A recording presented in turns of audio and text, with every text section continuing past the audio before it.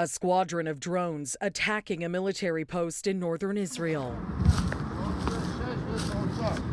Lebanon's Hezbollah militia claiming responsibility for the assault, as well as a barrage of rocket strikes fired into the Israeli border town of Kiryat Shmona the day before. The Iran-backed Hezbollah and Israel have been trading near daily fire since the eruption of the war in Gaza, but the last 3 days have seen a sharp rise following an Israeli strike earlier this week that killed the Hezbollah commander.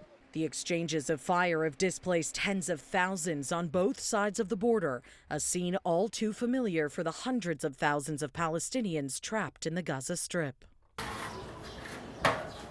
The Muslim holiday of Eid Al-Adha is underway, but those in the besieged enclave say what should be one of the holiest times of the year is instead plagued by death and destruction. Eid is today, but the warplanes haven't stopped all night.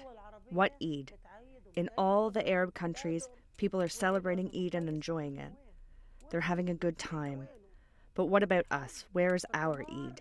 In the previous Eid, there was happiness, but this Eid, the joy is incomplete. There's none. There can't be joy while there are martyrs, destroyed houses, people missing under the rubble, prisoners in jail. There's no joy. With the arrival of the holy holiday, calls to end the war are erupting within the Middle East. Thousands of Jordanians took to the streets with the message of no Eid celebrations while Gaza is exterminated.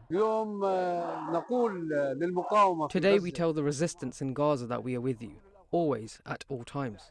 At Eid time and at other times. We're with you. We support your courage. Protests also breaking out in Israeli Prime Minister Benjamin Netanyahu's own backyard as well, Tel Aviv. I think a deal can always be reached. I know there are gaps, and obviously we're going to have gaps between the two nations and two proposals.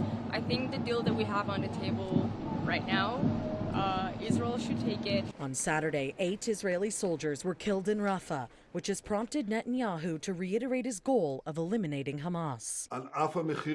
Despite the heavy and staggering cost, we must stick to the goals of the war: the destruction of Hamas's military and governmental capabilities, the return of all our hostages, ensuring that Gaza no longer poses a threat to Israel, and the safe return of our residents to their homes. When it comes to the U.S. proposed ceasefire deal passed by the United Nations Security Council, neither Netanyahu or Hamas have officially given a notice of acceptance to Egyptian and Qatari mediators. For City News, I'm Karling Donoghue.